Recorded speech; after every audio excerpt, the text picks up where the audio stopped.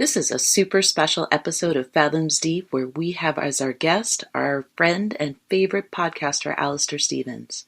We are about to spoil everything up until the point that we just watched, which is episode 3 of season 4. If you are not caught up with Black Sails, I highly recommend going and catching up. It is such a wonderful story that is worth watching in the way the writers intended for it to unfold. So, if you are caught up, keep listening. If you aren't caught up, go watch Black Sails. Enjoy.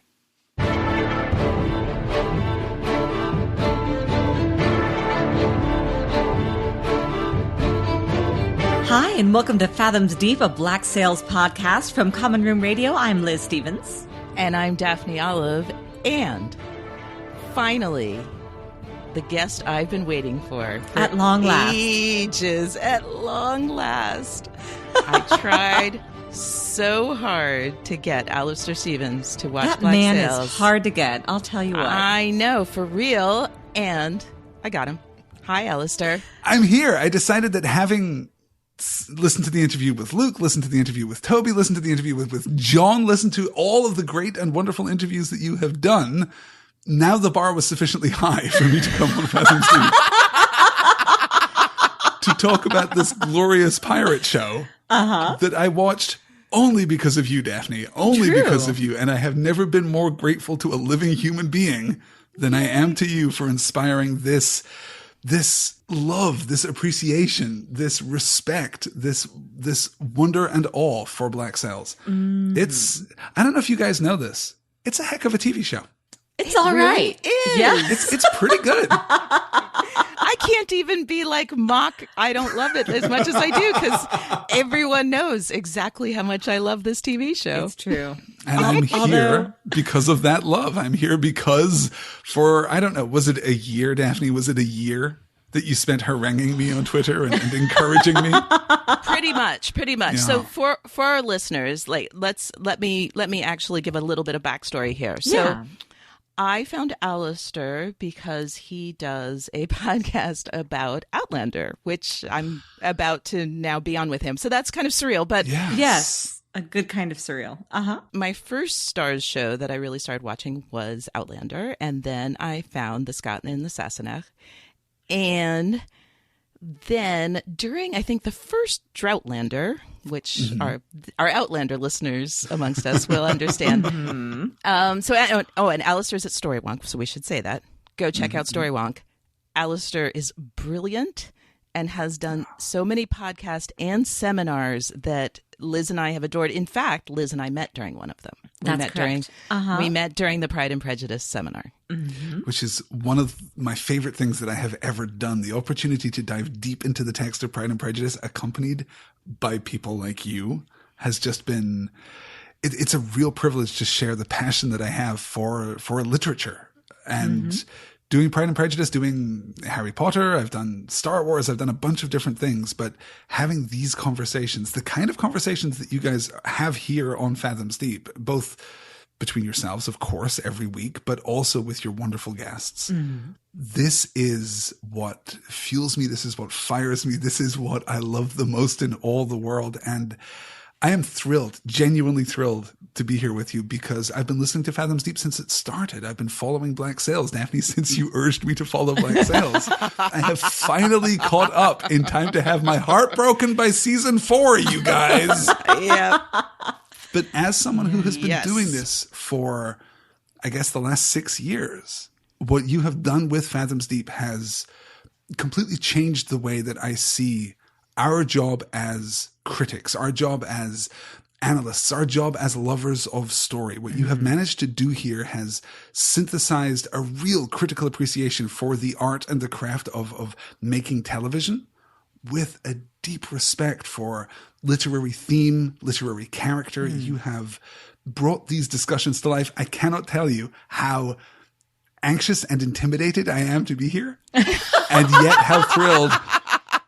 And all the more thrilled because I have had a solemn promise. Dear listener, I hope you like me because I'm going to be around for a while. We're going to have a few of these conversations, I hope. Yes, this is absolutely going to be the first of a series of conversations if I have my way. I have and been you waiting always a long do, time. dear. Yes, if we've learned anything over the last year, it is that Daphne gets her way. Hashtag Daphne was right. All right. Well, you know what? I'm okay with that. Yeah, sure. Not a bad superpower to have. So listeners, I did try very hard, actually tried very hard to get Alastair to watch it so that he would podcast about That's it. right. That was your initial plan. You tried to get That Alastair to was- do a podcast about black sails, and when he couldn't quite commit to actually watching it, then you started on me because I was the second best, but I'll take it. Well, I don't think know it if I worked would out put it rather well that for way. you, Daphne, I have to say. Yeah. Well, I had listened to Liz Lest as a podcaster. You were a younger Sure. podcaster at Brand the time. new. I'm just a baby. It's so true. A baby podcaster. But no offense, Alastair, I wouldn't have it any other way because Oh, this and nor has been would I. the most fun. Sure. No, and listening to you, to hear you delve deeper and to look more carefully and more acutely at this amazing text, and honestly, to see the text rise to meet you. I mean, I am, and perhaps we shouldn't start talking about black sails so early in our conversation. I can do another 20 minutes of preamble, but No, we should start talking about black sails. Do it. I'm a defender of season 1. I think that Black Sails comes out of the gate strong. There are 2 scenes in that first episode which I think are fairly disastrous. But apart from that, there is a solid 55-minute TV episode there that is ambitious and is daring and is profound. But as you guys have discussed Black Sails, as I have seen the discussion surrounding Fathoms Deep increase in complexity and increase in ambition, I feel as though into the 3rd season and now, of course, into the 4th, this show has risen to meet you. It has demonstrated its true excellence. This is, I should perhaps preface this by saying that my first encounter with Black Sails wasn't even through you, Daphne. It was simply through commercials that ran on Stars immediately prior to Outlander. Oh, for Outlander. Yeah. Sure. And as I was sitting there ready to live tweet or ready to take notes or ready to do the thing that I do for the Scott and the Sassenach podcast, I would see this pirate show and think, that looks really good. I should watch that someday. But it's probably like Spartacus. It's probably, it's probably a fun and enjoyable romp, but not necessarily the show that Black Sails turned out to be. But now, this is in my top 3 of all TV shows ever in history before the 4th season is even done. So sure am I of the vision of this production team, of the skill of these actors, of the commitment to narrative that I've seen displayed over the last 3 seasons and a bit, I guess. Black Sails for me is almost unprecedented in the modern era of TV production. And I think so. Watching this show, we definitely agree. in your company, having you particular, Daphne, just urging me forward through Twitter DMs and through text messages saying, have you watched this? Tell me what you think of this. We have to talk about this. Utter impatience, basically. Yes. Basically harassment in several states. But in the sweetest way possible. Loving harassment. Yes. It's totally It's I am okay astonishing. with that. And I'm so glad that I've had this experience, that I've been able to share this experience with Fathoms Deep as I've been watching the show and listening to you guys, because that has been my, life for the last 3 months. Is I will watch an episode of Black Sails and then listen to you discuss it, and oftentimes then watch the episode again just to get that sense of what you saw and what the show is intending. This has been, as a lover of story, as someone who has dedicated their life to discussing narrative in all its forms, this has been a singular experience for me. And I'm so glad to share it with both of you. So now we can get into the weeds and talk about all of our big ideas. All the ideas, Daphne, that you've been foreshadowing for me on Twitter for the last 6 months or a year. Okay, well, I had a few just like random silly questions, but we could go straight into the meat of it if you like. Hey, it's your show. I'm just a guest. You do what you like. Okay, well, I do want to expose you as someone who didn't really love Jack 100% in the beginning. Okay, this is my experience. When did you fall in love with Jack? Because I know you did. Oh, no, it was early. It was maybe episode 3, maybe episode 4. And it wasn't just Jack. It was Jack and Silver together. Because there are, within the first few episodes, for me, 2 tones to Black Right. I remember Sails. I remember after you watched the first episode or 2, you did a Patreon special where you specifically called me out. And then you were like, I don't know about these 2 guys. And I remember I messaged you afterwards. I was like, just you wait, mister. Just you wait. Just you wait. Yep. I should go back through our Twitter conversation and find all the times that you have told me, just you wait. And you have been right There were a lot. every single time. When I started Black Sails and came into that pilot episode, I actually bounced off the pilot the first time, or I guess not a pilot at all, but I bounced off 101 the first time that I watched it. It didn't entirely connect with me. And then a few weeks passed, I went back to it again, and it worked really rather beautifully. But I saw Black Sails at that time as being a show of 2 very different tones. On the one hand, you have Flint, and you have Vane, and you have grandeur and ambition and narrative. And then on the other, you have what I saw at the time as comic relief. You have Jay Rackham, and you have John Silver, and you have, to a certain degree, I guess, Billy too, kind of fills that category right up front. Okay, sure. But then watching a few episodes more, I realized that I had been let down by my experience of television, effectively. And that Black Sails is a show that is capable of doing both of these things, and doing both of these things beautifully, and doing both of these things with real commitment. And that this is a show that can encompass Flint at his most operatic, at his most Wagnerian, and also Rackham at his funniest, at his most wry, and everything, but everything in between. For the first few episodes, I was kept on the hook by Max and by Gates. Which is why I had my heart broken, you guys, at the end of season 1. I guess we're not doing spoilers here in the show. No, we're far enough into Fathoms Deep. You don't have. You can. We'll put a note saying we spoil up until where we've watched. Yeah, I know. Terrible, beautiful, fragile, inevitable. God, it is. Isn't it gorgeous? And this is not, I think, a word that I use casually. It is a word that has been somewhat devalued by pop culture discourse, but it is not a word that I use casually. It is Shakespearean. The death of Gates is Shakespearean. And what it does to Flint. Yes. Who is, and I think I have agreement here from both of you. Flint is perhaps the greatest character ever created for television. It's very possible. And seconded in my eyes at this point by Silver. I mean, to be honest. Yeah. Silver in his development, if you take him through to now. Yeah, no, I certainly see it. I have predictions about where these characters are going to end. That still, for me, which I'm sure will prove futile. I have had a terrible track record when it comes to predicting this show. But I think everyone does. It's a hard one. It really is. No, and it's all the glorious. more frustrating because this is not a show that plays tricks with its audience. No. This is not a show that will demonstrate its own authority or its own privilege. They don't rug out from under you just for the sake of it. Exactly. No, it's just happens to be smarter than all of us. That's exactly right. Yes. Beautifully put, completely accurate. I absolutely agree.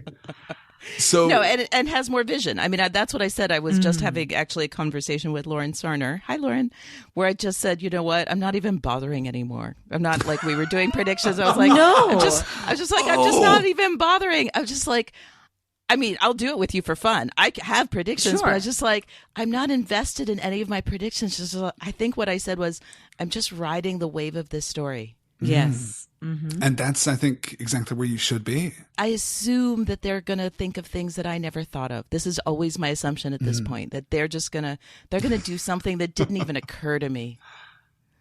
I think I might choose to be in that position with you, Daphne, because right now all my predictions for season 4 just make me real sad. Right. And I've shared a few of them with you and a few of them with Liz too. And they're... Sorry, Alistair. It's going to do that. Well, I know how you love the bittersweet. I know how you love your tragic heroes. And I love my bittersweet. It's going to break your heart. It may not break your heart in the way you predict, or the way you expect, or with the meaning that you predict or expect. But it's going to, I mean, that if there's one thing I do predict, it's going to pounce on all of us and tear us apart. And that's where the story was going all the time. You know, It just has to be. And in a sense, I guess that is where I want to really start our analytical discussion of Black Sails, because we're coming up now on the end of the show. We have, as we're recording this, 6 episodes left, I guess. Yeah. No, 7. We have 7 episodes left. Oh, good. I miscounted. I have an extra episode to look forward to. Bonus! Alastair, I just handed you an extra episode. You sure did. The greatest gift a person can give, an extra episode of Black Sails. Are you kidding me? I'm looking now at this show as a finished piece in a way that I haven't been up until now. The advent of season 4 and the ambition, the rapidity, the confidence, the grace with which we move through this story has made it completely clear that this is a story with a defined and certain endpoint. And now I'm thinking about the whole 4-season box set that I guarantee is going to sit on my shelf very, very soon. What that means and what it represents and what is the story of Black Sails? Who is our protagonist? Right, what is our antagonist? Who's our hero? When we look back on this show in its entirety, yes, what is the conflict that will define it? And I have a few ideas, all of which I think are possible right now. Let me ask you this, I guess, to kind of kickstart this conversation. The protagonist of Black Sails is either Flint or Silver. Is it one? Is it the other? Is it genuinely both? How do you guys see this story as a whole? Because this is not a question I would ask, by the way, about literally any other TV show that is airing right now. Of course. But Black Sails is so composed, so authored. If you were asking it about a different show, you might be asking it as a way to say that show was somehow lacking. In this case, you're asking it because it's so complex that I don't know if we're going to know. I don't think we're going to know until the last frame of the last episode. Just about. Exactly. Yep. But for now, I think they're walking the line beautifully. Right. Because I never can tell in those conversations. And I love those moments where they make us choose who we want to win an argument or a battle or whatever it is. Like where you feel that pull of, okay, who am I really rooting for at this point? Like if I have to take sides, am I Team Silver or am I Team Flint? And I mean, perhaps I'm begging the question. Perhaps those are not the only two sides. Perhaps we can look to my maybe favorite character. And I know that this is a controversial opinion, but I love Max. And I still expect great things from Max. I know people get mad at me when I say this, but I am holding on still to my Max theory, which is not necessarily a Max as protagonist theory, but it's a Max as I think I have said this, like Max as like a key. Like if you looked at this like a map. Sorry, this is stuff I don't usually talk this way about how I look at the show. I look at the show very visually. I look at all stories very visually. You look at everything very visually. I look at everything very visually. Right, exactly. So if we looked at, let's say, the character stories, and I do talk about this on Fathoms Deep a lot, like about parallels and when people converge and when they diverge and things like that. So if we looked at this as some sort of geography almost, so if you said, like, if you looked at it as a geography, then there would be a map. And if there was a map, there would be a key to that map. I do have a theory that Max perhaps is that key. I can completely see that. I think you're speaking to something unique about Max, even within this fantastic cast of characters. Max inhabits not just both worlds. She doesn't worlds. Exactly. And does it with a great deal of confidence and a great deal of capability within those spaces. We see Eleanor, for example, falter when she is out with her direct sphere of capability. And we see that too from many of our pirates. Yeah. We see people make mistakes. We see people hesitate and falter. But Max doesn't. I mean, she has faced adversity. She has been challenged. She isn't perfect. No, she's definitely not perfect. And I would say that in the end of season 3, beginning of season 4, she's come the closest to what we would say as faltering, because she, again, you've heard me talk. I do have this thing that I seem to not be giving up about this idea of people having their backstories and being kind of fixed in a cycle that's based on their backstories. And she's in that right now. Yes. And maybe, I mean, again, so just to give people context, someday when they're listening to this, we've just watched episode 3 of season 4. Our hearts are broken. I've started to have a tiny bit of faith that Max might be coming out of her cycle. We'll see.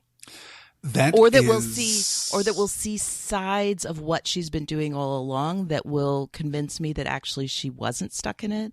But and I think we had a hint of that in 403 with the complete loyalty that Adele and by proxy Featherston showed to Max. And understood that she had. Yeah. Right. Adele's reaction to Max in 403 is very telling. Even in that room, confronted with Berenger, confronted with the weight of, I mean, not actually civilization, and I guess we can talk about that in a little while, but at least the trappings of civilization, confronted with the weight and the mass and the magnitude of England at the height of its power, Max did not buckle. And that's important, but much more important, Adele did not lose faith in her. No, she did not. And yet, Max has not told a story of Nassau, like capital A, capital S, capital O, capital N, a story of Nassau. Oh, interesting. Max, it seems to me, has only ever told a story of herself, and to the degree that she has told a story at all. Yeah.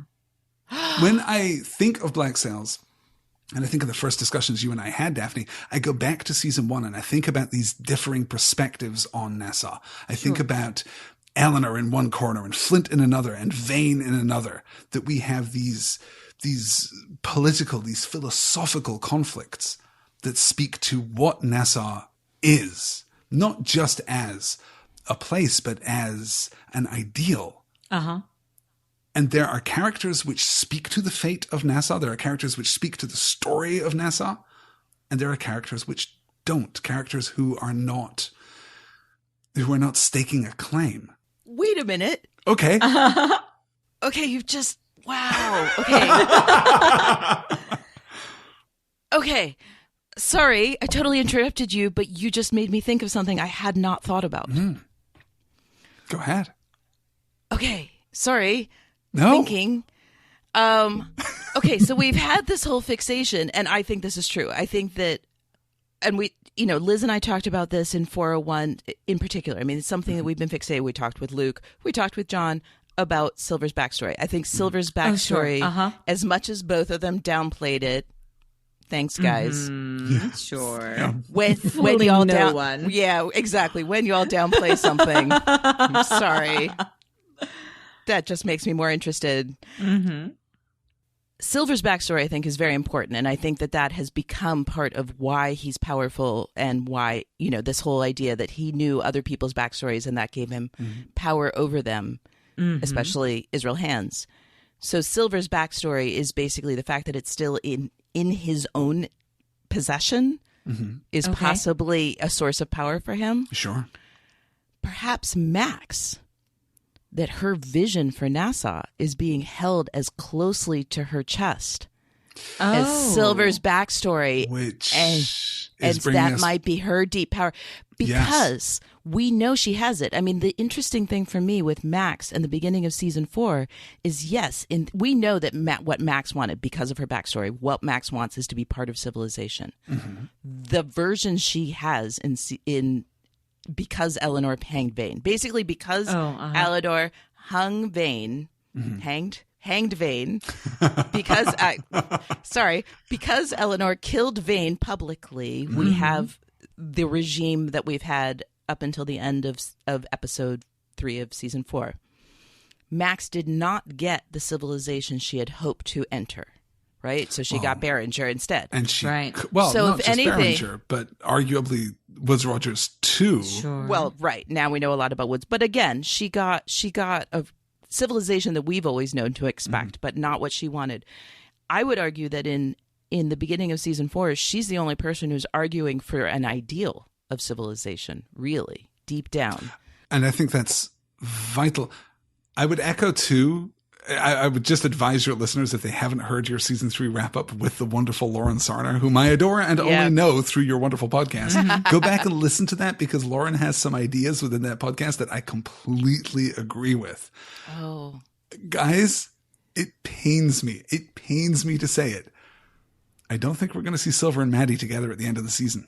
No, I don't think so that either. Maddie is break my heart, the y'all. wife of Come Long John on. Silver. No, No. I want her to be more than anything. Yes. They're my But OTP I can right see now, you guys. They're everyone's future. OTP. Liz, Yeah. the fact that they're exactly Which is your why. OTP. Damn it, John Steinberg. Robert Levine, what do you do to us? I can see Silver and Max creating something in Nassau that we know won't endure, that we know won't be what they want it to be, but which will be nonetheless hopeful. Yes. Right. Well, they are the two people who are most similar to each other in disposition, and we they saw are them in 101. They're right, Right, there in the exactly. first episode of this show, Exactly. working just together. teasing you. And yes. having seen this show unfold the way that it has, Yes. I would not put it past anyone involved to That they bring knew this it from the full beginning. circle, to Yes, bring us of right course. back.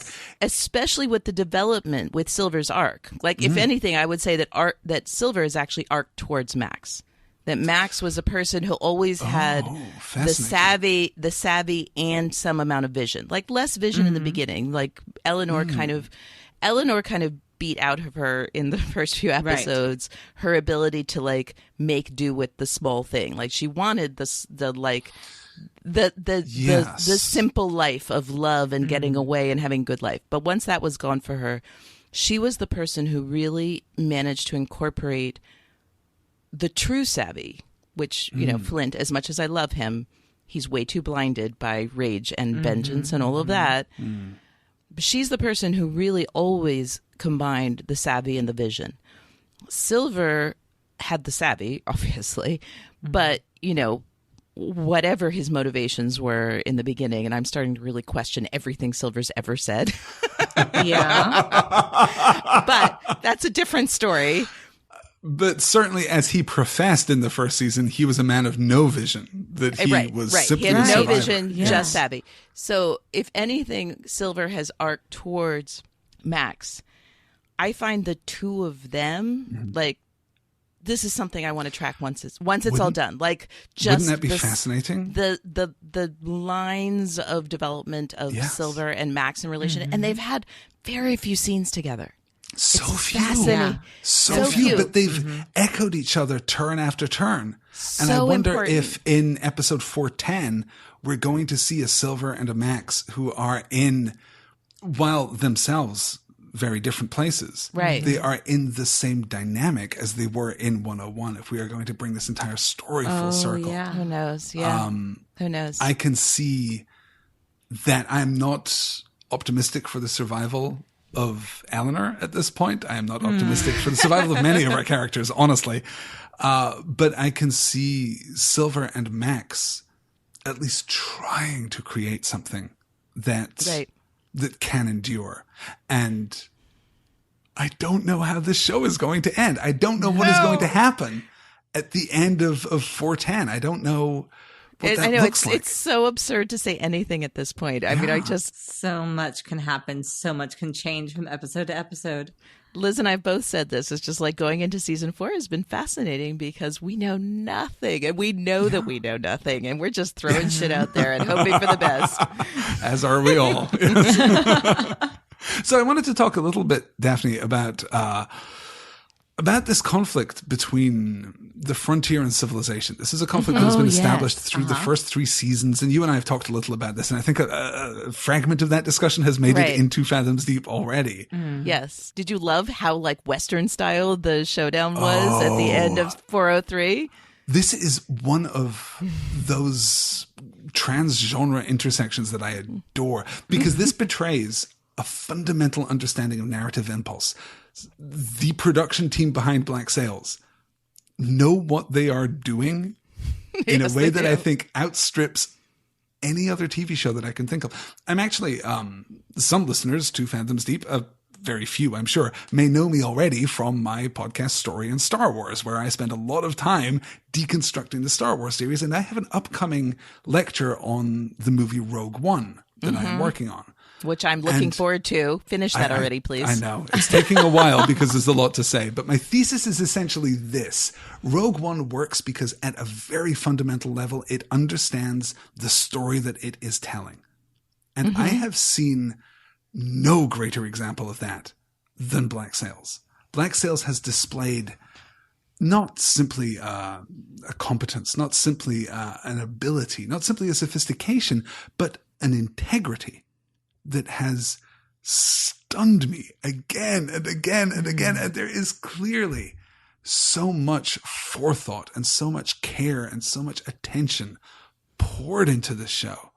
And I certainly want to talk about Miranda Barlow's house. I think we'll get to that in just a few minutes. But first, I want to talk about civilization.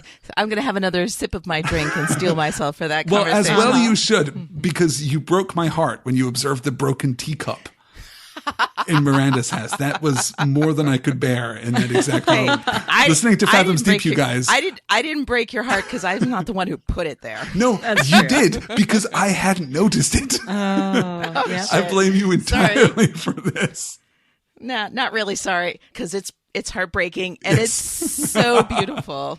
So beautiful what they've done. Stunning. Absolutely breathtaking. Over the last 4 seasons, the last 3 and a bit seasons, I guess, we have established this conflict between the frontier and civilization. And of course we've established that conflict because that's what frontier stories are about. Sure. Whether it's the Caribbean, whether it's the Old West, whether it is space if you look at science fiction, the frontier is, I mean, Liz, you and your cohorts at Common Room Radio are currently producing the fantastic Mighty Fine Shindig podcast about Firefly, which speaks to exactly that dynamic. And that's which is space and a Western. Exactly. That's echoing the Old West too. And that's a really powerful and iconic narrative idea. The frontier versus civilization is one of the fundamental conflicts that we can look to in all narratives. You go back to ancient Greece and you can see that story being told. And the problem is the frontier never wins. The problem is that the frontier always falls. Right. That's history. That's narrative. That's every version of the story that has been told through the ages. The inevitability of England. Yes. But Black Sails has done something beautiful and subtle. And I don't know how many people in the audience have caught this yet. Black Sails isn't telling this story because Woodes Rogers is not civilization. Yeah.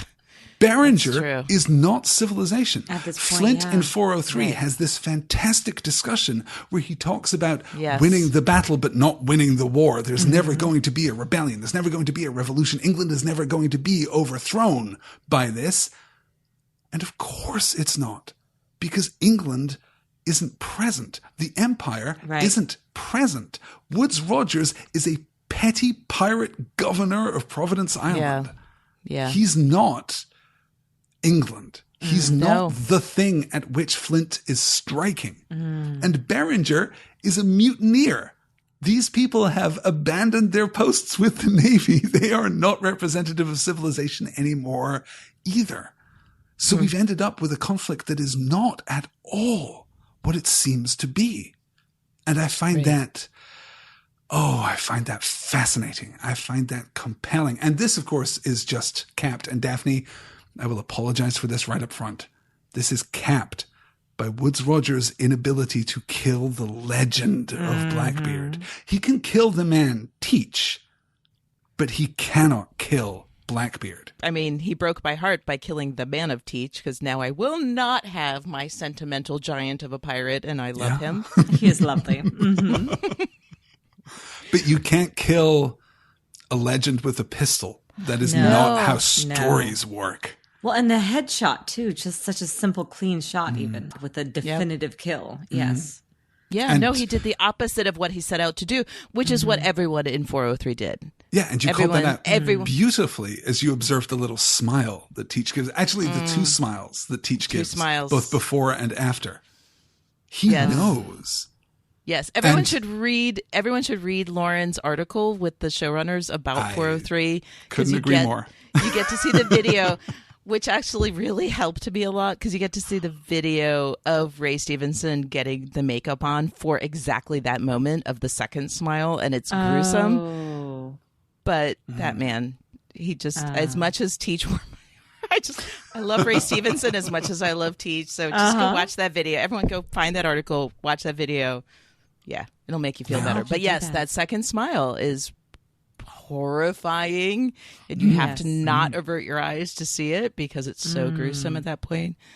But it almost feels as though the show does everything it can to encourage you to avert your eyes in that moment. To almost undercut its own story, but to present this profound understanding. And I want to talk to you guys. I certainly don't want to talk just about the recent episodes. I want to talk about all of Black Sails, but I want to talk to you about Jack's decision in that moment to strike his colors, to rescue Anne, ? To hope for Teach, to pray for Teach, ? No, I don't think there's any question about, you mean ? Rescue Anne because he couldn't be sure she was still alive?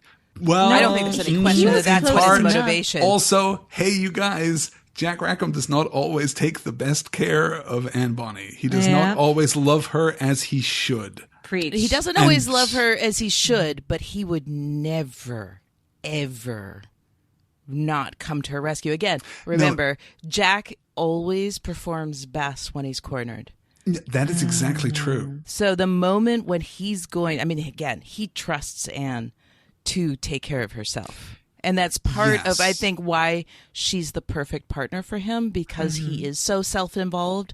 So to have someone who's so good at taking care of herself is the perfect person for someone that's self-involved.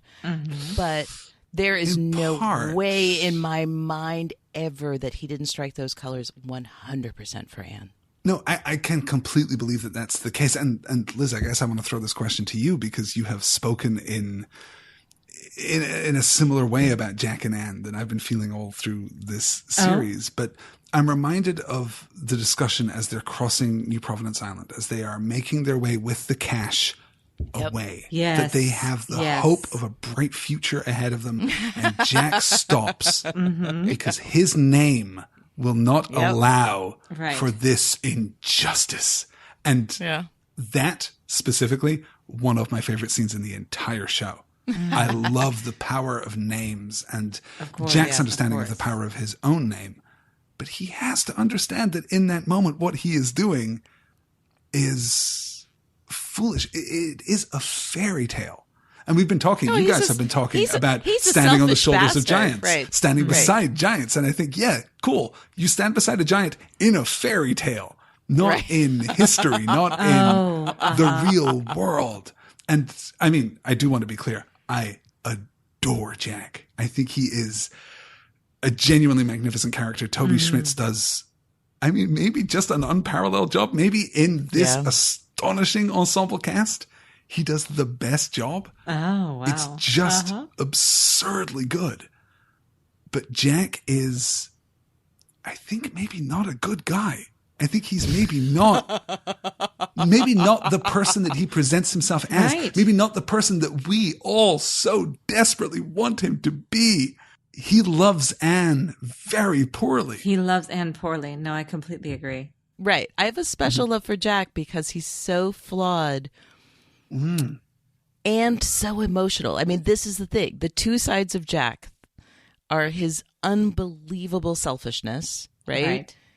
Unbelievable selfishness. Like this guy, again, I know, sorry everyone, we just watched 403, so we're very focused on this. Like this whole thing. Fresh, you guys. This whole thing of him, Anne's like, dude, let's get out of here. And he's just gazing wistfully at Teach because he's just Teach, just listen to me. Like Mozart. What did Toby Schmidt say? That everyone was rock stars and suddenly Mozart walked in. He's just like, Mozart paid attention to me.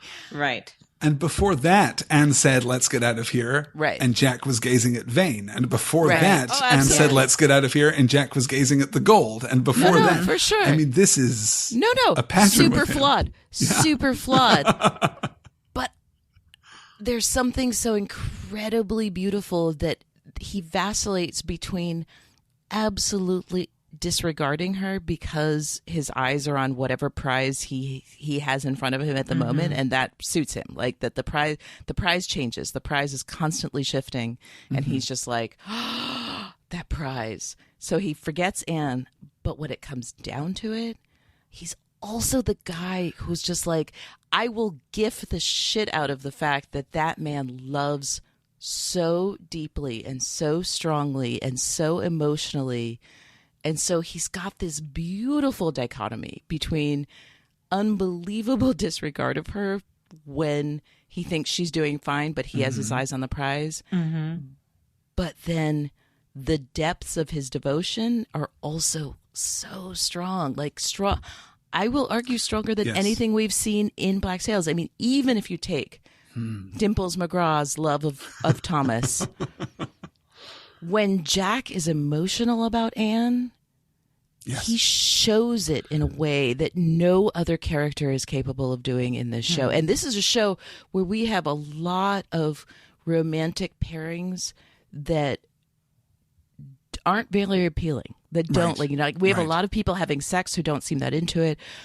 And then we have Jack, and I feel like especially up until Silver and Maddie. Okay, so we have Silver and Maddie. Now we had James and Thomas for a very short time. That was doomed for the Adele start. and Featherstone. I mean, I need to speak up in their defense, clearly. No, you don't. I love Adele and Featherstone. You don't get to do that when I'm talking about the way Jack looks at Anne. Okay, there is no joking around. I will give you after we do this. I will just barrage you with gifs of the way Jack looks at Anne. Well, I look forward to that, and that's not perhaps the threat that you think it is. It's a threat, but No, I gotta say, like, right. so that's what's fascinating to me about Jack. This is what I love about Jack, is that he's he's so conflicted between his self-centeredness and his utter devotion to this other person. And that's so human. It's so amazingly human. It is, but it's also, I think, more than singularly human. And I think that John hinted at this when you interviewed him, that Jack and Anne are not perhaps two characters. That Jack and Anne fulfill the role of the twins. And I think that when you're talking about this dichotomy within Jack Rackham, you're looking at the dichotomy of Jack on the one hand and not Jack on the other. That Anne is more than a romantic entanglement for him, more than a life partner, more than a commitment, more than a promise, that she is his other half, which of course brings us back to that cold open in 401, to the discussion of Jacob and Esau, to the discussion of twins within the universe of Black Sails. And I have to say that there has perhaps been no single moment in any TV show ever that has changed my appreciation of the core text than Flint's monologue at the beginning of 401. Oh, wow. Okay. Then now you have to talk about that. We definitely need your input on that. Twins. Jacob and Esau at war within the womb, coming into the world already in conflict. I didn't think, and I know that there has been a lot of discussion about, well, which one is Flint and which one is Silver? Sure. And to me, the answer is that they are both Flint and they are both Silver. And they are both like that.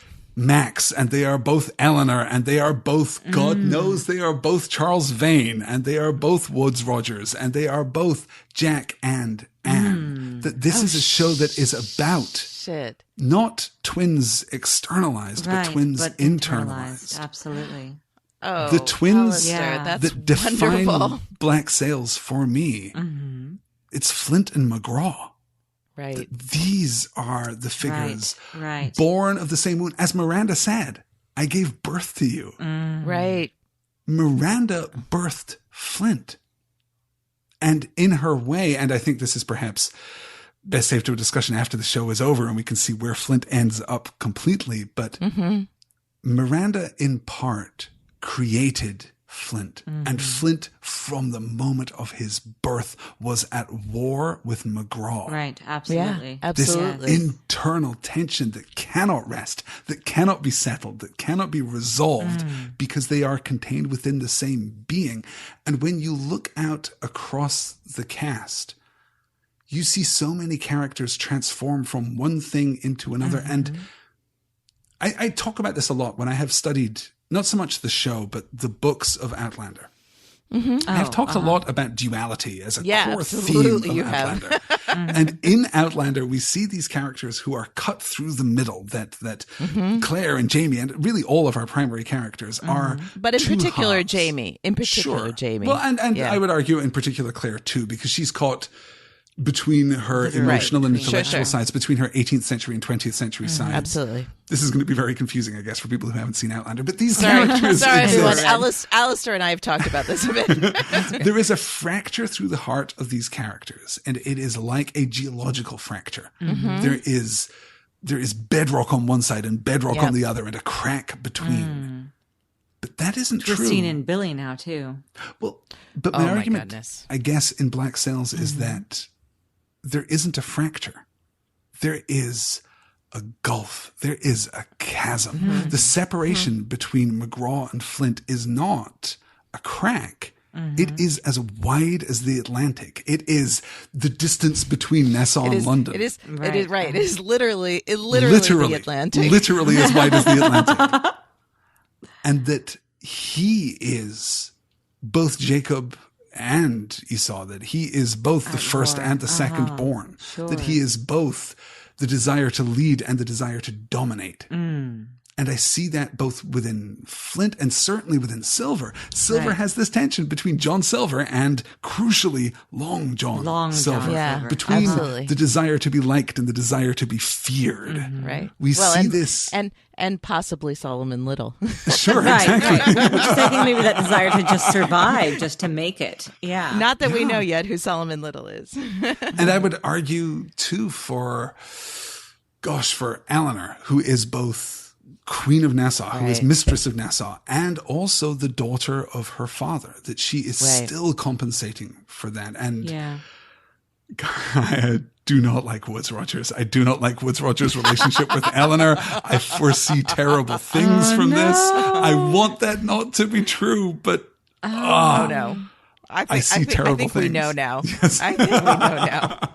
I hate that, though, because to me, with the duality, it's more interesting to me when we see Rogers fighting against that light and the dark side, when we see, the scarred face and the clean side. But doesn't the fact that he's given into the darkness, or that he always, I think what's interesting possibly for Rogers, I've spent a lot of time this week thinking about Rogers. Of course. I think what might be interesting with Rogers is that this is actually taking us in a new direction, that it's about,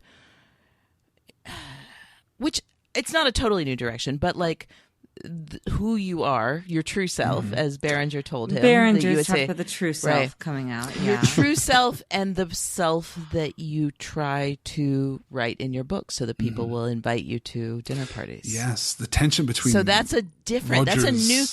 that's a new tension that that exists in stories and exists in the world, and we haven't really seen in Black Sails. The tension between the true self and the self as presented in a totally superficial way. It's very possible. I think I would disagree. I think that Rogers he has written a book, but what he has really done is told a story. Right. No, absolutely. You're right. Right. He shares that with all of them. Right. He shares that with all of them. Let me tell you a story about a Spaniard named Vasquez. This is the root, the foundation of Black Sails.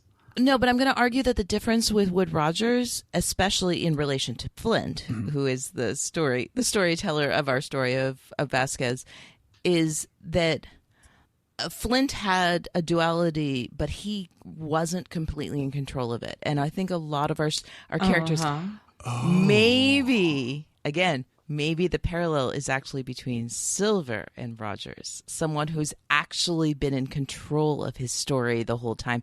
Flint has has had duality minus control. But I would argue that Silver is not in control of his story, because Billy took control of Silver's story. Billy started telling the story of Long John Silver. Let me remind you that we don't know Silver's backstory yet. Well, no, that's true, and that is the wild card. Right. Yes. I'm going to say that you don't necessarily know who Silver has been from the beginning. Fair, certainly. Okay. Yes. We may be able to reframe That's that true. in the And he closing could be moments. He still completely has have that power in his own misrepresented hands, himself. unlike Sure, all of our sure. other characters Yeah. whose backstories are public. Therefore, their power is in the hands of others. The other Silver thing- is Which the is one another person. kind of a fairy tale thing that I like, because it's that same as when someone knows your name. When they Oh, know your name, they beautiful, have yes. power over you. When they know your Exactly. backstory and where you come from, there's a power over you. Well, and Yeah. that's the distinction, I think, is that Black Sails takes that further. It takes it in exactly the direction that it should, that it is not about knowing the name. It is about knowing the story, because the Right. name Right. can be transitory. The name can change. Sure. But the story is You true. could be potentially Solomon Little and also John Silver, Right. Right. but that doesn't really matter. Because You could if be- you're both Solomon Little and John Silver, and again, I'm saying this, let me just say to the listeners, at this stage, having just watched 403, we don't know. We I certainly don't know if that means anything, but what does mean something is that Silver is the only person right now that we don't know anything about where he came from. So he may be a construct to the same extent that Woodes Rogers until recently was a construct for us. He certainly may be. Yeah. And I think that is one That's of what the I'm cards. saying. The parallel is that Yes. the duality of Flint has never really been in Flint's hands. He's tried.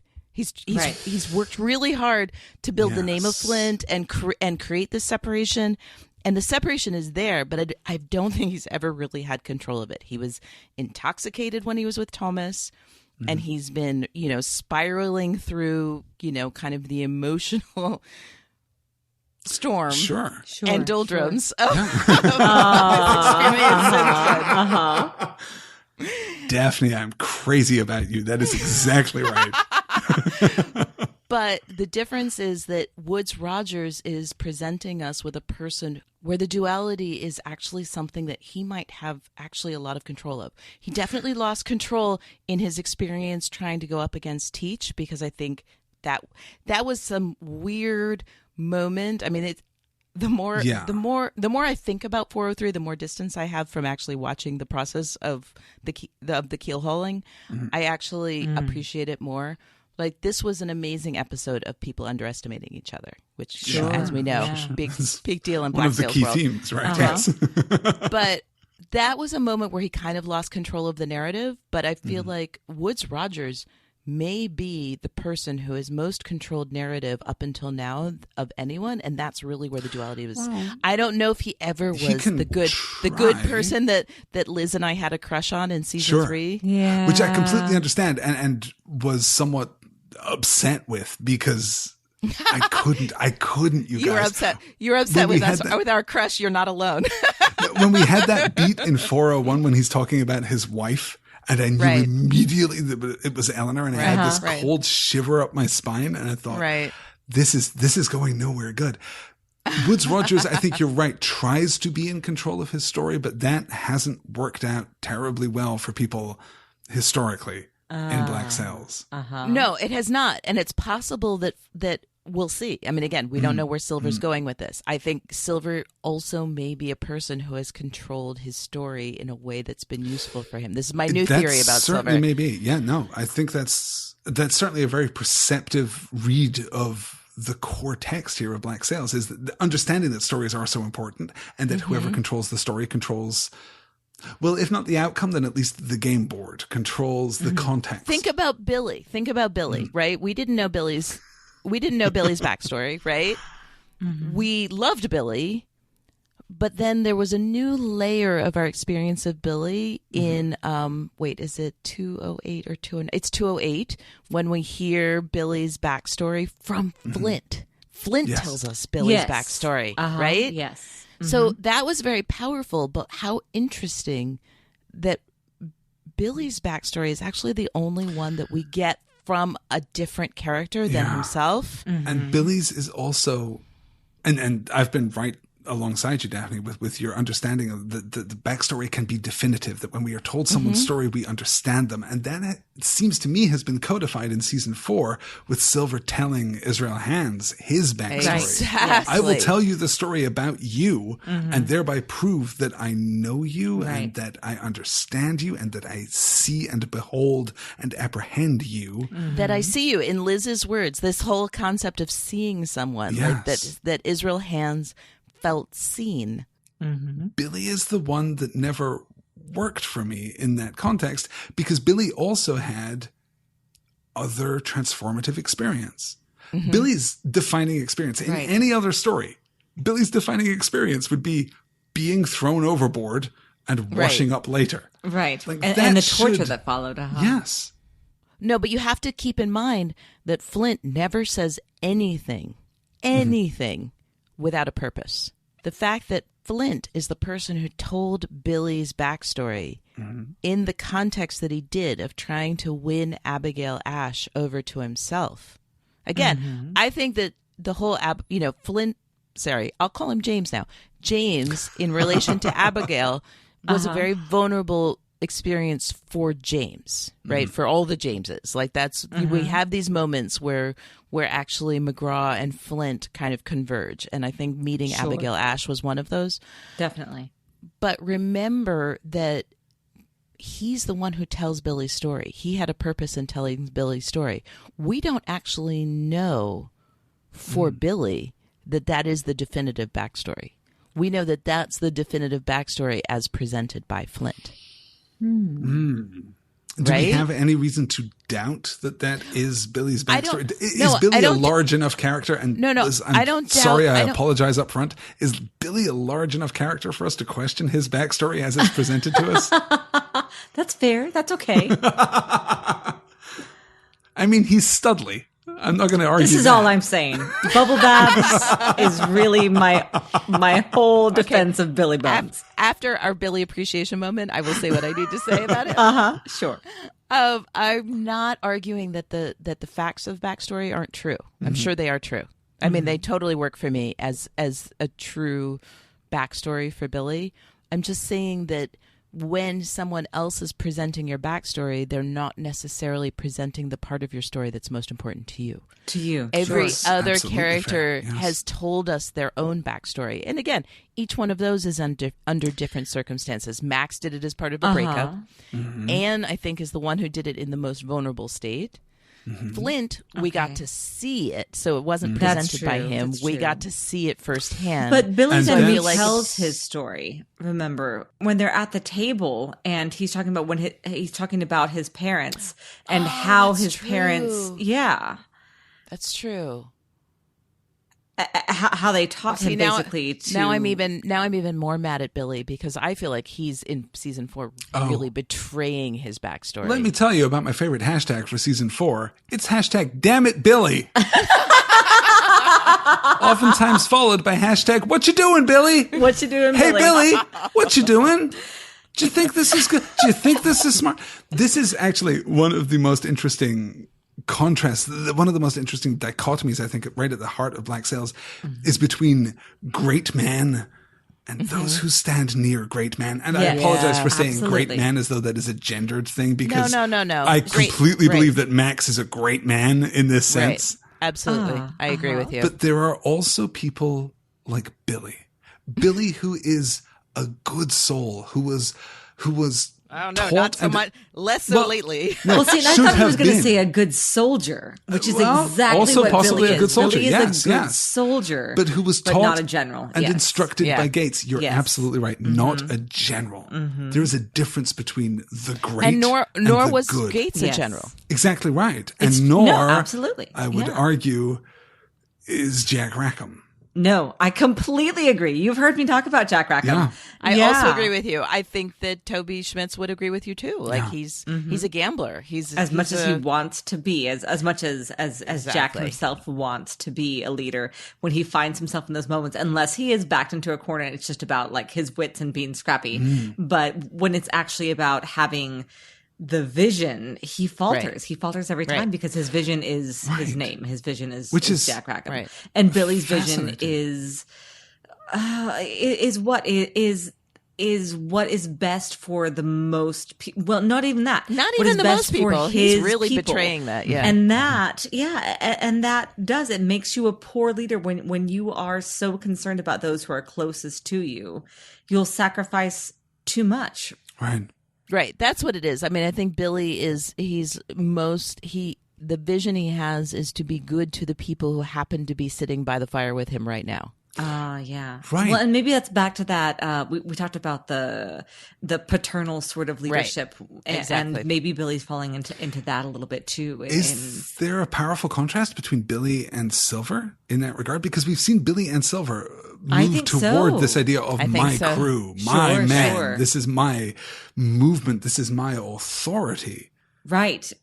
But Billy would not have ordered for the beating of who was it? Of Dobbs. Yeah. Of Dobbs. Yeah. Billy would never have made that order. He would have found some way to smooth things over. Yep. Whereas Silver can see the sacrifices that have to be made and the dirty work that has to be done for the bigger picture. Right. And this is part of my argument about Silver, is that he has his ability to integrate. I mean, this is something I talked about a lot in the end of season 3.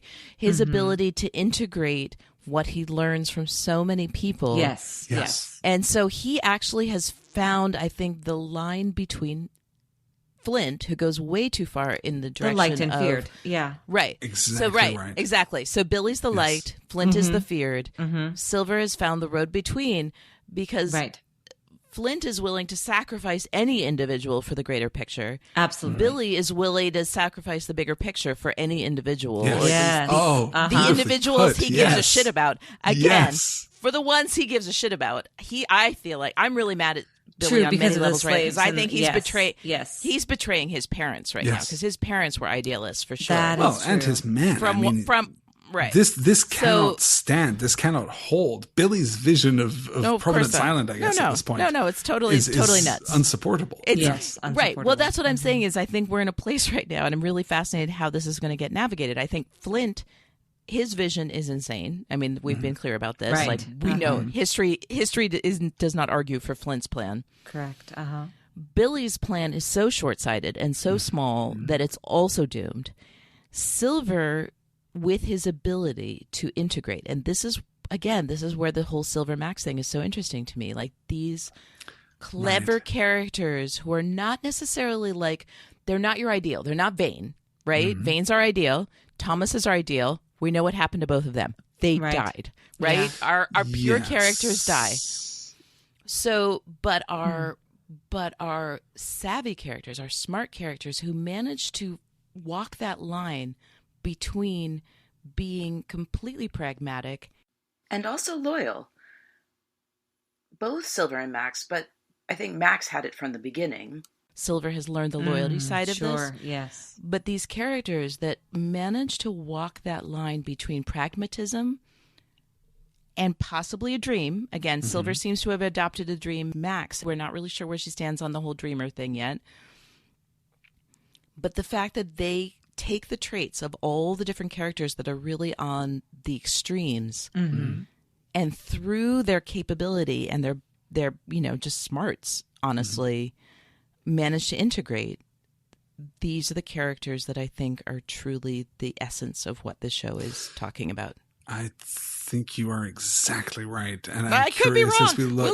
We'll see. Like, horrible things could happen to them next episode, and I'll be totally wrong. But this is my theory.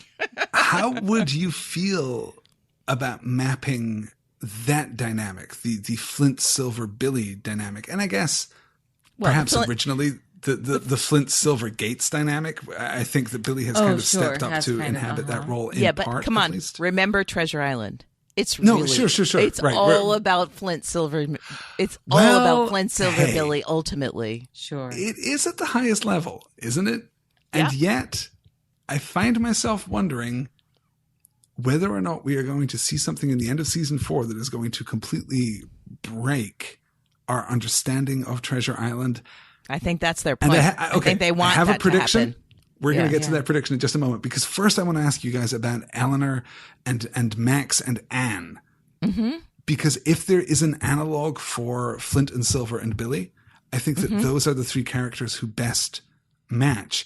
And that speaks to, like Silver, Max is going to rise because she has the ability to synthesize. She has the ability to see both sides and to unify, where both Eleanor as, I guess, Flint. Right. It would have to be. And Anne as Billy. Does that work? Or is that inverted? I think it's inverted in certain ways. Right. No, that totally actually works. It's funny because I usually parallel Anne and Flint, but this is one of the things I love about the show is that the parallels aren't absolute. And that's where the complex mapping of this show comes, is where different characters have parallels with each other. And so when you start looking at how this character parallels with this one, but also parallels with that one, even though those two seem in opposition, you really start to see, I think, the complexities of how the characters lie on this grid or this map or whatever it is that's in my brain. So I have a suspicion about season 4, and I should say, just for the record, that I have no insider information. I know nothing about this show. Right. I have no none of us do. None of us do. Absolutely. I wonder if the final narrative movement of the story will be a subversion of our expectation according to the frame of the story itself.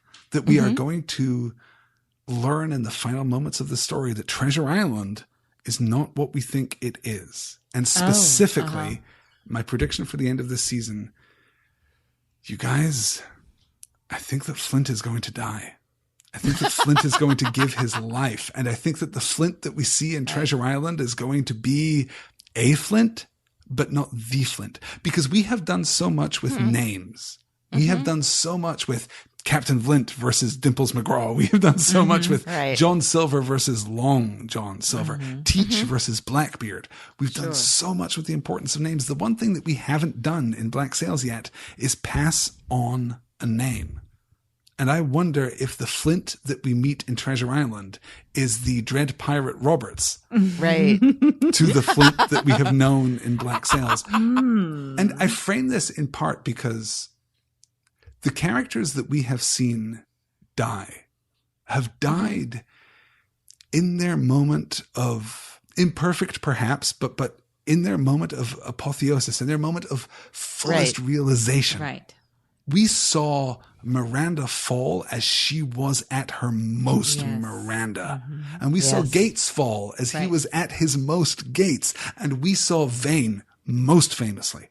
We saw Vane fall in that moment that he was Charles Vane in a way that he had never been. And when I look at this cast, I see two characters who are approaching that state of apotheosis. Oh, no. Anne Bonny is going to die before the end of the season. Oh, God. And well, so, we know that they've messed with prediction. history. This is my right. I think this is going to be the final twist of Black Sails, is that actually the production team don't give a damn about history and don't give a damn about Treasure Island. And have shown up to tell their story, which is exactly what they should have done. That is exactly what they should do. I would agree with that, at least. And if that is the case, I think John will hinted seek at that. every one of them out and shake them by the hand. Because that is what they are here to do. Well, they've already proven that about history. I mean, Vane didn't die as Vane died. Right. Teach didn't, and I mean, not in the right time, not in the right order, not in the correct, not even remotely related to their historical deaths. From history. Let's talk a little about Anne. They're in no way honoring history, and that's fine. Right, exactly. Let's talk about Anne first, I guess. I want to throw a wrench in here because I knew. Okay, sorry, sure. Listeners, I already knew that Alastair was going to bring this up because he told me.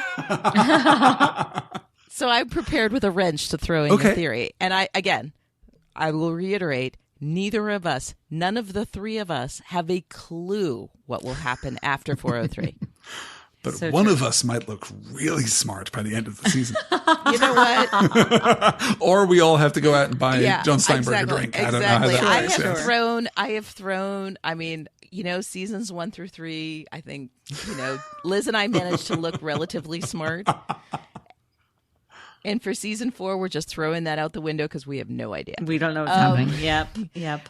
But I wanted to bring up one wrench in your possible theory. I love your theory because it also fits really beautifully with my whole theory about backstories and people. I mean, it fits beautifully and tragically. So if like my whole theory of people needing to give up whatever they're fixated on because of their backstory to find their truest selves, that fits with your idea that once they find their truest selves, they die. They die.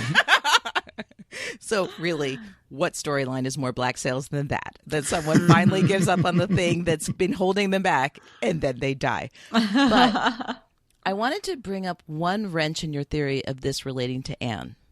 And again, she'll probably die like immediately after I say this, but whatever.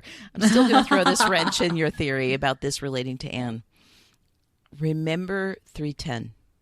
Remember what Silver brings up about people dying specifically because of their relation to Flint. Oh, Yes. And all the people you mentioned fit into that class of people, as Silver said it. That's true. Anne does not. Anne is actually a person who's lived in large part in parallel to Flint, but she has no specific relation, no personal relation to Flint. She is not in coalition with Flint. True. Jack is. Jack has been. He isn't really that much right now. I mean, in theory he is, but all of the other people that you just mentioned all died not just when they became their truest selves. And again, I want to bring up what I said. Wow, we're really testing my abilities to like remember which episode is which. You can do it. We believe in you. The two duels. The episode with the two duels is. I'm not going to be able to do it. It's like 307-ish. 307-ish when we have the duel with Teach and the verbal duel between Jack and Roberts. Rogers. Yeah. Rogers. Damn it, we did it again. I did it that time. Yep. We always do so this. Who's hard. Rogers Roberts? I know. Roberts, Roberts. When Jack Rackham, a.k.a. Toby Schmitz, had a verbal duel with Woods Rogers Roberts. We're exposing now an editing issue I've always had. An editing issue we keep having. So, I, out of nowhere, like I didn't come into our discussion with this idea, but somehow during the discussion with Liz came up with this idea that possibly Flint is this bizarre motivator for people who opens doors, who somehow, not intentionally, but through the force of his being, not even his will, because it's not something he's doing to people, that he somehow inspires people to end up, again, not because he wants to, not because of benevolence, not because he actually gives a shit really most of the time about anyone but himself or whatever, or his motivations, not his right, or at least that but the it's individual like is never greater than the ideal. Right. But somehow Flint ends up being this catalyst in the story for people to find their truest selves and then die. And then Silver kind of called him out on that very thing. No, he absolutely did, but I think that was Silver misunderstanding the That's possible. tragedy that is James McGraw, the tragedy that is in equal parts James McGraw and Captain Flint. Absolutely. This idea that Miranda is the one who birthed Flint, and we got this in flashback, in dream sequence. Right, in the dream sequence. Which makes me think that it has a greater and more purposeful significance. That Flint is what was created when McGraw was incapable of resolving his outstanding feelings for Thomas and his outstanding feelings for, the halo around Thomas, Miranda and England and loyalty and duty and all of these things. Right. When the she betrayal of apologizes- England as well. Yeah. Exactly. The Flint that we see after Miranda's death, I think it's striking that one of the first things we see from Flint after Miranda's death is him telling the story of Thomas to Silver. That he is, apparently for the first time in 15 years, telling his truth. That he is speaking openly. I wonder if the Flint that we see in season 4 is not the integrated man. He is no longer caught between this James McGraw that he left across the Atlantic and the Flint that he became. That he is more now the man that he would have been. Still, of course, tormented and riddled by fury, that he is still waging this one-man war against the Empire. Mm-hmm. But at the same time, he is more complete. We've moved past the dream sequences with Miranda. And I wonder to what degree we are going to look back on those from the perspective of the very end of the series and see the roadmap, see the templates, see the truth of Flint embodied in those fractured and luminous moments of connection, of prophecy, of subconscious realization, whatever those dream sequences are supposed to be. For me, Miranda was the one who defined Flint. That she, in part at least, took McGraw and turned him into Flint. Or at least as much as he himself did. Right. And No, sure. I should perhaps frame this by saying, I love Miranda, you guys. I miss Miranda. I know. I miss her so much. And I want to talk too about Miranda's house. I hinted at this earlier. Right. Miranda's Let's do it. house as a reflection of Flint's interiority. Yes. That in the first instance, back in season 1, Miranda's house is solace and salvation and comfort. When he first comes through the door and then slips down. Slips down the door and he's not Flint when he's there. The first time. And what does she offer him first? Cup of tea. To boil some water. Boil some water. Yep. And then when he returns there and it becomes a place of war, it becomes weaponized, that he and Miranda move together against their perceived foe, that Flint is brought into that space, that it becomes not a place of solace and comfort anymore, because that place doesn't exist anymore. It becomes a place of strategy and tactics. And then ultimately, tragically, painfully, of course, it becomes a place of ruination. It becomes a place of destruction. It is a ruin. But it Flint is was possible the one who that- started that road, because Flint was the one who brought the resistance there first. Certainly. And I wouldn't hold Flint apart apart but from I that love experience. that. but That's yes, so perfect. It's so perfect that he brought Vane and Anne there when they were going to free Jack. The fact that the first locale of the resistance was him choosing. Again, it was really uncomfortable for him because don't forget Vane. Sorry, everyone. I know it breaks everyone's hearts when I bring up Vane in that teacup. I was about to say Vane in the teacup is exactly right. Don't the symbol. forget that it was actually Flint's choice to make Miranda's house be the center of the resistance before Billy ever got his hands on it. And then to lead from that experience into Billy and into Billy the storyteller, which is one of my favorite things in all of Black Sails, into the creation of Long John Silver, into this possible unity. These two sides, this twin dynamic that has defined Black Sails to this point is now being encapsulated in the man of John Silver. And I mean, this, I guess, is the open question at this point.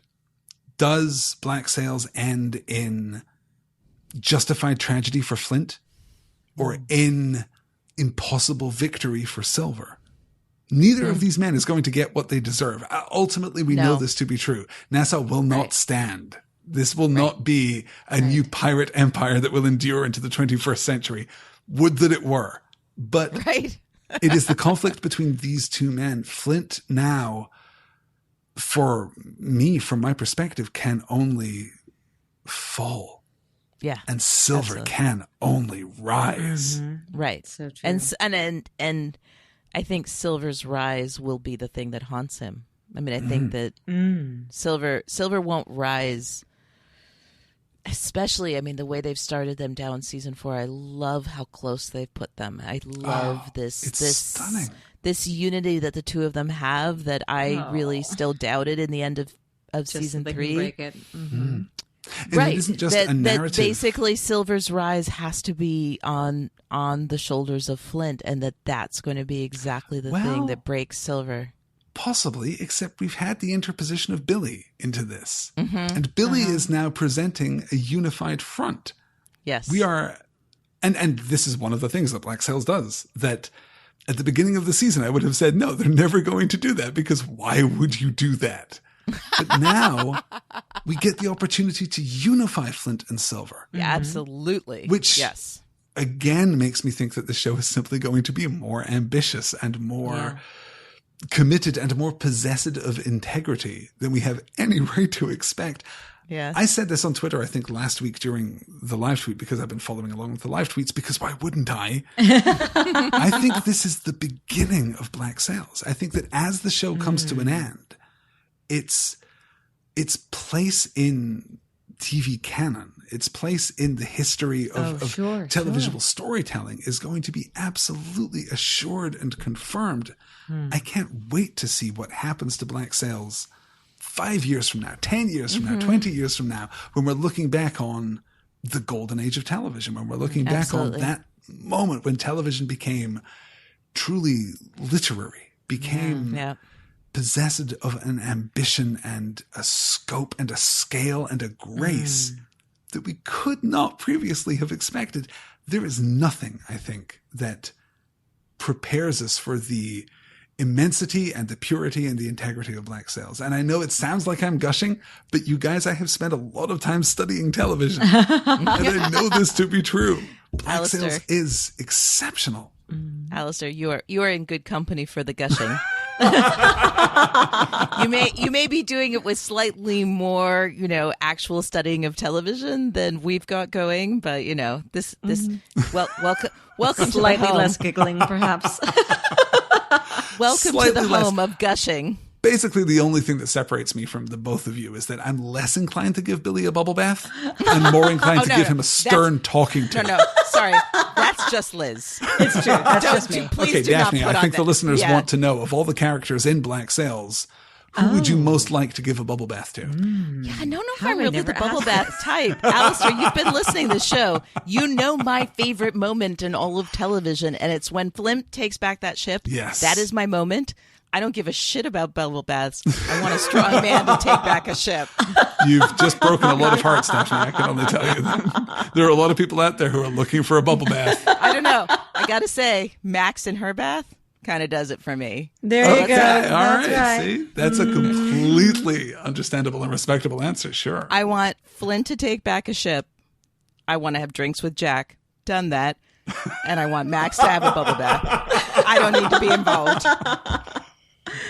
1 out of 3. We'll see what we can do about the rest. There's still time.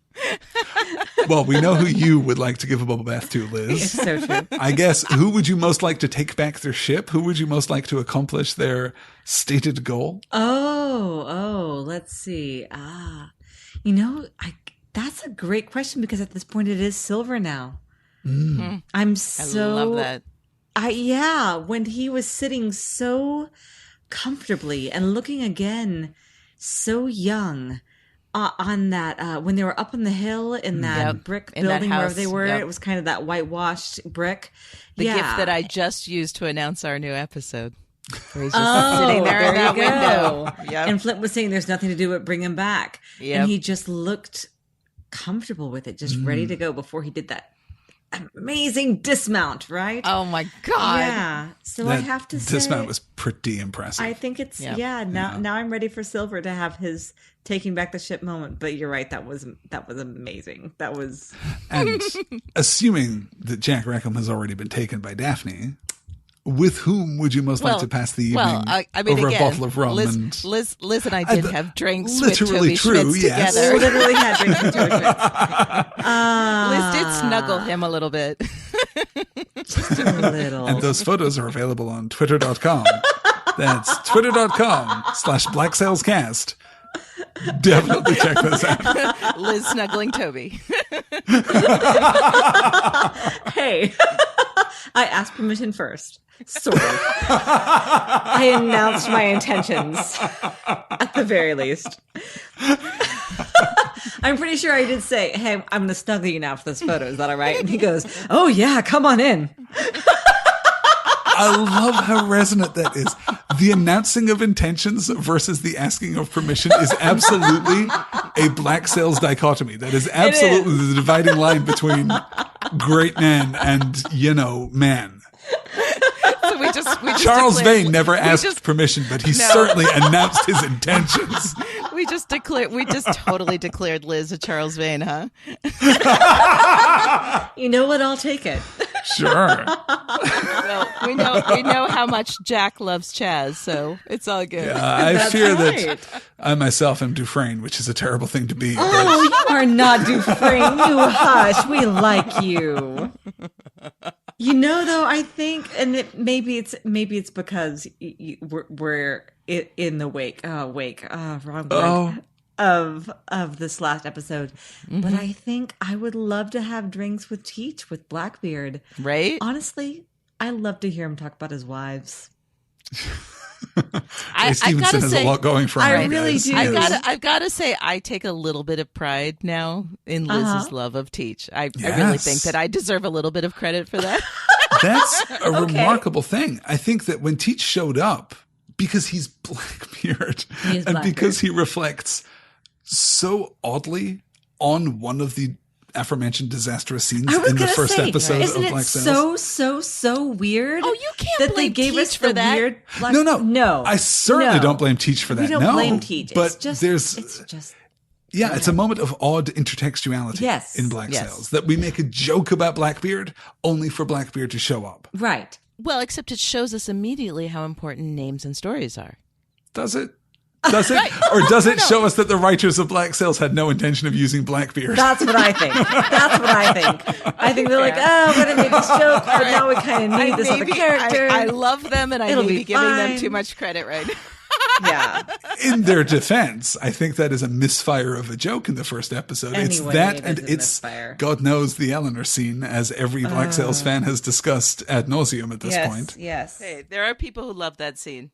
Just not us. I actually have a huge respect for Eleanor. I have been Team Eleanor. That's right. You've been Team Eleanor much longer than most of us. Yes. Literally in also the back half of by the way. Daphne, you and I have talked about this a lot. But okay. from the back half of the first episode, I am Team Eleanor. I understand her and I see her. I don't know if I Team Eleanor, but I have a Team lot Eleanor of is perhaps an empathy for exaggeration, Eleanor. but certainly, okay, yes. sure. I appreciate Eleanor, and I certainly appreciate the performance that Hannah New gives her. Mm-hmm. But that introductory scene is hellacious. Oh, again, you guys. Some people love it. Right. Some people love it. Yeah. It's I'm not one of those people. That's all right. Well, I think that we have done an amazing. We've covered way more than I even expected in our first installment of, I don't know what we call this series. I get a series? I only just got a pirate name. I'm thrilled that I also get a series. We need to throw your pirate name into the title of your series, I think, somehow. Starbuck Killicrankies. What is it? First Dog Watch with Starbuck Killicrankies? Before we title the series, I would like for Alastair to officially state the name of this episode. Daphne, you were so right. So right. What a fool I was. Not to follow your guidance. And let me tell you, in all honesty and sincerity, I will never make this mistake again. Because in my sole defense, oh my goodness, we were not terribly well acquainted back at the beginning of this entire discussion. Yeah. And now we are. You were just some girl on Twitter saying, watch this show. Yeah, okay, thanks. Sure, girl on Twitter. But now I will follow you anywhere. Now I will listen to any podcast that you produce. I will watch any show you tell me to watch. I am in. And I can also say that the production team behind Black Sails have joined rare and esteemed company in that I will watch whatever they do next. Whatever they make, which is good because we're going to podcast about whatever they do next. Yes, we will podcast about anything they do. I hope you'll have me back on the show because I'm sure that I will have things to say. Well, we'll have you back on this show first. On that show. Also on this show. Those shows in the future, yes. Right, because we have more to discuss. Yep. We barely talked about Hornigold at all. And clearly we need a whole hour and a half discussion. Really? Must we? Maybe we don't. Maybe we don't need a whole hour and a half on Hornigold.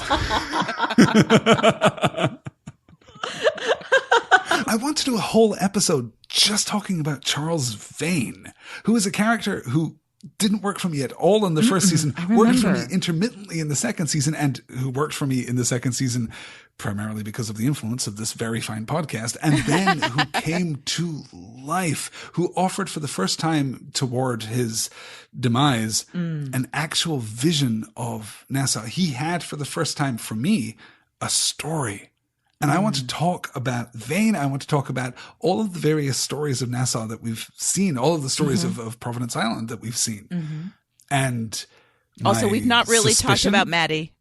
We haven't really talked about Maddie. We haven't talked about Maddie. Yeah, so that's also needs to be an installment of our series here. Yeah, it's we like haven't talked a whole lot about Maddie. The different factions that move within this world. We haven't talked about, I don't know, savagery and theatricality amongst the pirates. We haven't talked about the Guthries. We should probably talk about the Guthries and what they mean absolutely. and what they represent. Sure. And certainly, I don't want to be wrong about Eleanor, but yeah, we need to talk about them as gangsters because I love we you, Liz. certainly do. We also need to get Liz to watch the Godfather movies. Let's do a Fathoms Deep live tweet of the Godfather, maybe after the season is done. Oh, that's a great idea, actually. And then talk about, because Daphne, you're right. There's a lot of crossover there. Sure. Right? And I want to talk about civilization. What civilization actually means, what it is perceived as, and its actual influence. Because while Woodes Rogers is not representative of civilization, he's not. and while Beringer specifically was not indicative of civilization, we have within the community of Nassau, within the extended community of Providence Island, we have Max. Right. And we have, to a degree, Eleanor, who I think was doing really well until she suddenly wasn't, until Eleanor lost track of her own role, her own presence. And even Jack, when Jack was happily running the brothel and all was well. Well, that was a voice of civilization. He was happily running the brothel because Max was actually running the brothel. That's also true. Let's give credit where credit's due. Fantastic. And those are some of my favorite scenes in the entire show. But No question. I think that Black Sails works or would have worked beautifully if it had just rested upon that simple conflict between the frontier and civilization. Right.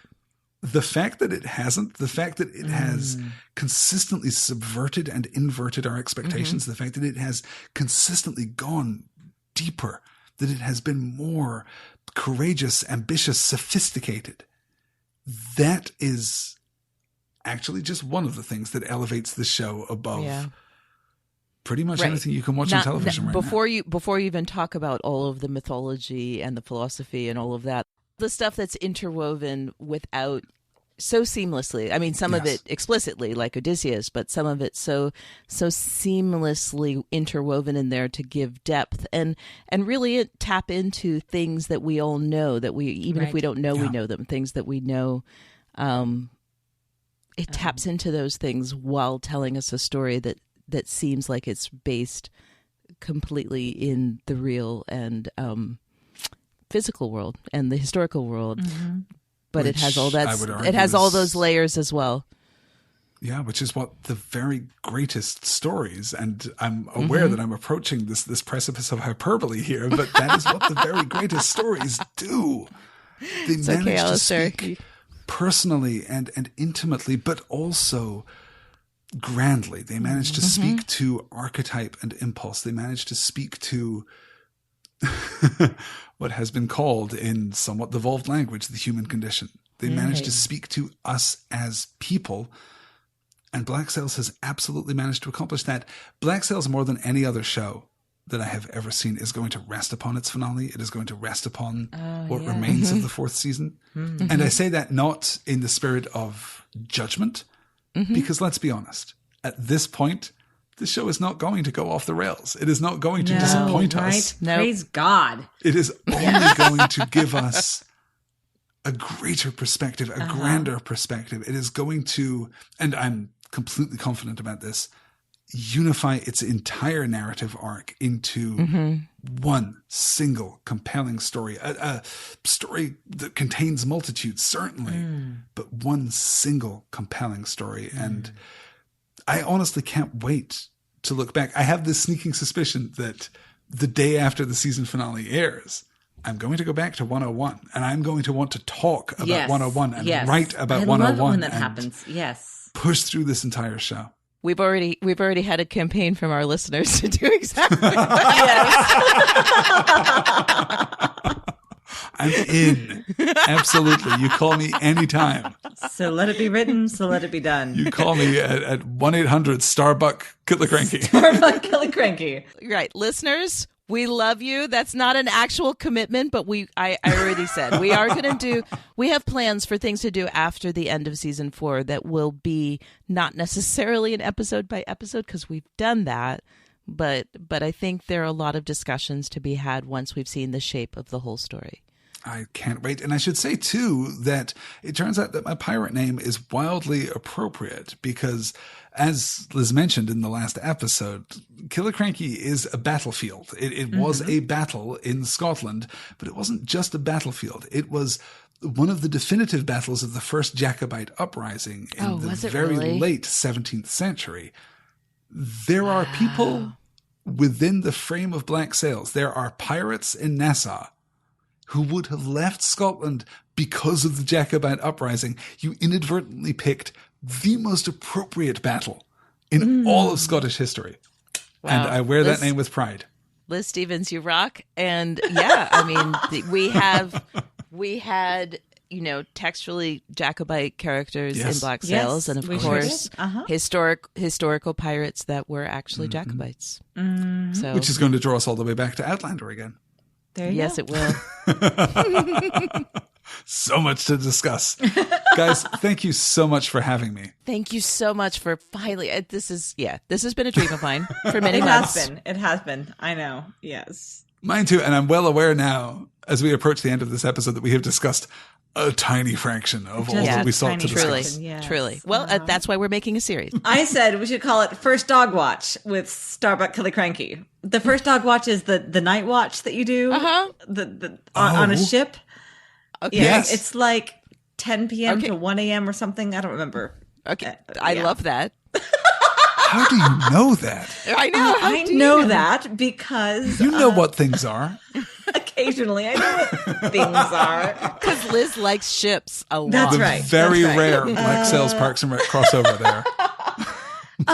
It was from a book. It's like a teenage book. The True Confessions of Charlotte Doyle, where there's this young Victorian woman who ends up on board a ship where the captain is too harsh on his crew, so she becomes a member of the crew. And so therefore you learn basically how to run a ship. Was there ever a more Liz book than that book that she just described? No, there was not. This is totally true. Well, I will happily be here to join the both of you anytime you want to talk to me about pirates or, hey, let's be honest, any other topic at all. And I would like to, I don't know, encourage your listeners to speak up in favor of a roundtable discussion. I would really love to talk with both of you, to talk with Lauren, to talk with Andrew, who I thought was fantastic too, to have a kind of Black Sails appreciation when the show is done. Yeah. Just sit and talk for a couple of hours and get a little tipsy. And you're going to edit that, right? I will, you know what, Daphne? I will say right here on the podcast. That's a lot of tracks. I will edit that thing. I will gladly edit that thing.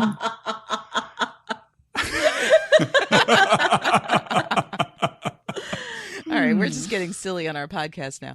All right, everyone. Well, Alastair, seriously, thank you so much. And we will be doing this. I'm saying this as if we're not going to do it again. We're totally doing it again. I will force you to do it again with us. But we can be very persuasive, believe it or not. So happy that you came to join us for this discussion. I am so glad and grateful that you both urged me to watch Black Sails, that you both urged me to talk about Black Sails and to give the show its due attention.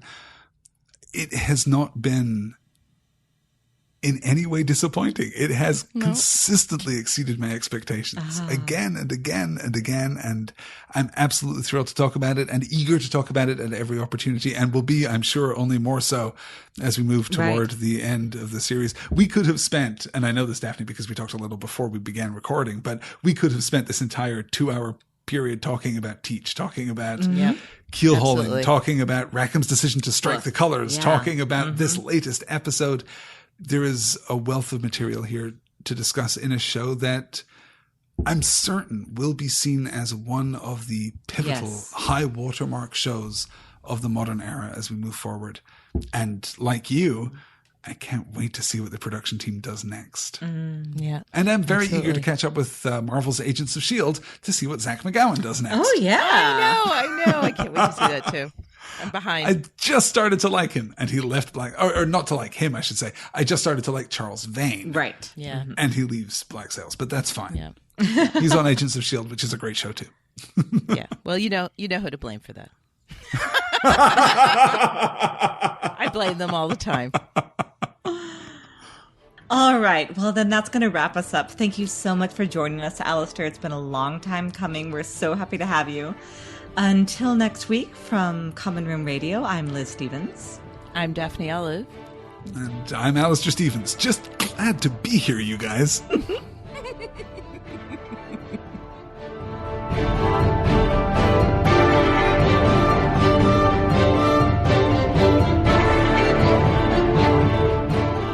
Fathoms Deep is a Common Room Radio production. For more information and access to other programs, please visit us at commonroomradio.com. To show your support, pledges of as little as $1 a month can be made to patreon.com/commonroomradio. Join the conversation by using the hashtag FatHomsDeep and follow us on Twitter at BlackSalesCast. We ask that you keep your tweets respectful and positive, and please avoid spoilers. If you have more to say, we want to hear it in all its spoiler glory. Email us at podcast@commonroomradio.com with Fathoms Deep in the subject line. Thanks for listening.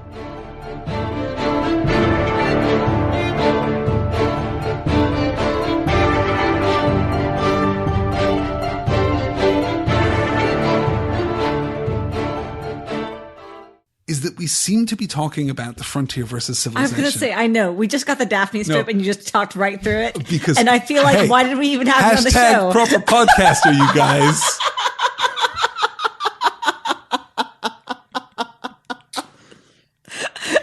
Audio footnote. I would like it logged that Daphne just stripped from me on a podcast, and it was the greatest moment of my life.